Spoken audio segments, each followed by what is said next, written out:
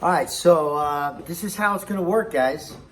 I think that I've listened to all the plans out there, and I've seen what Tom DeBlas is doing. I listened to Chris Maiorti's podcast about checking the temperature and about interviewing each student for 10 minutes before they come in. Where were they yesterday? Who are they home with?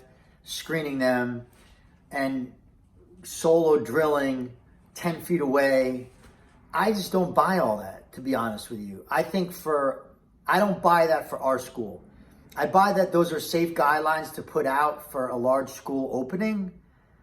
But one, I don't think that's going to it's not worth all the time to come back and solo drill, to check the temperatures, and it's not worth the risk. I wouldn't want to be in a jiu-jitsu room with 20 people all on the mats with masks and then still not being able to roll.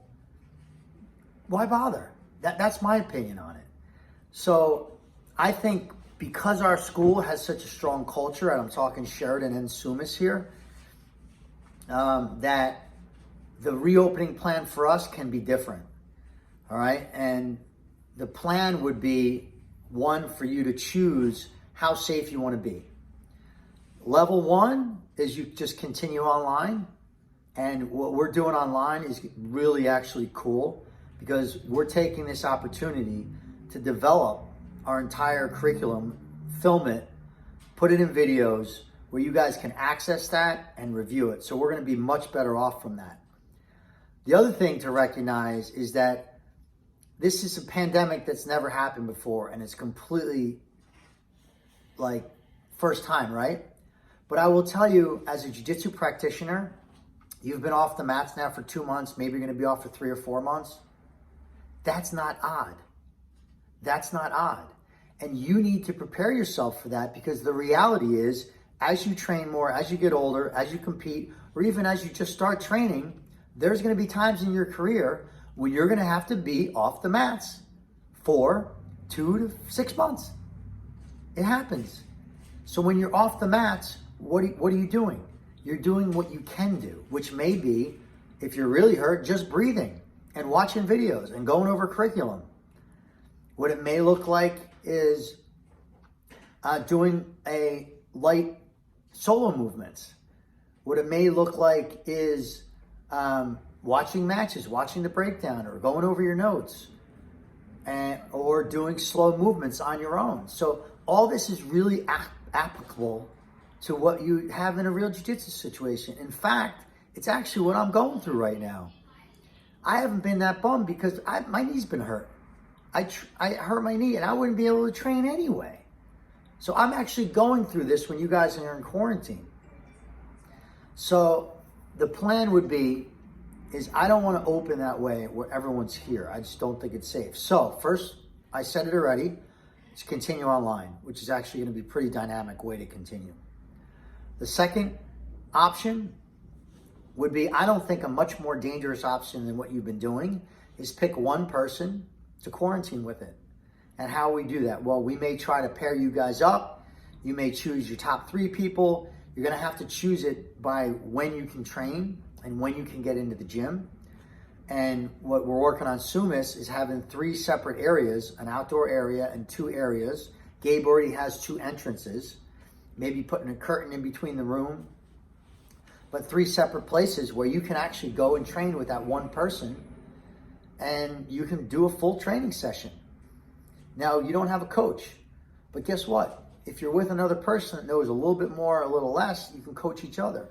And the other thing is, if you're following our online curriculum, then there's a white belt only class where you're doing the movement of the week, and you're also following your online curriculum. So this is what this looks like if you're up for a little bit of danger, which is just a 1-person danger. Now, you'll never cross-contaminate because you're not even going to be in the building at the same time. So Sheridan has this, I tore down the wall, so you can see this here. So we tore down the wall, so you can go through a back entrance. There's Heather. You go through a back entrance, or you can go through the front entrance, and there's going to be a curtain in between here. So you'll have 2 dedicated spaces here, and then I'm creating a dedicated space on the outside. So there'll be 3 dedicated spaces that you can come in and train, do all your moves, do all your drills, do a full jiu-jitsu workout, live training, everything. And you'll stay with that partner for 2 months or maybe 3 months. We'll see. After that, you rotate your partner. This thing may go on for a year. And we want to make sure that you're moving up in your curriculum, that you're learning, and that you're doing jiu-jitsu. And that's the safest way I see of doing it. Now, if you disagree with me or you have other ideas, I would love to hear them because we're putting all this in a plan and none of it's set in stone, but this is the idea. Now, the third level, which be the most danger level that I'll permit in my school, is a 6 group or a 4 group. I haven't decided yet. 4-man group or a 6-man group, where you stay with that group and you don't cross train. You don't cross train with anyone else. And that group meets on a regular basis. So those are the 3 options. And that third being the most dangerous, but the idea is you can never cross-contaminate more than 4 people. Because my big thing is you can choose your danger level, but I don't want you to up the danger level the entire school because you're changing your danger level. So this way, you can continue that danger level if this goes on for an entire year. And then the other piece of this is group belt ceremonies in the park where you have your piece of your mat.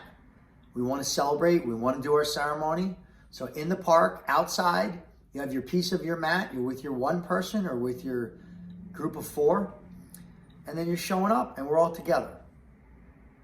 So let me know your thoughts with that. And I'm going to show you, after this video, I'm going to post the how you choose a partner. All right, guys. Talk to you later.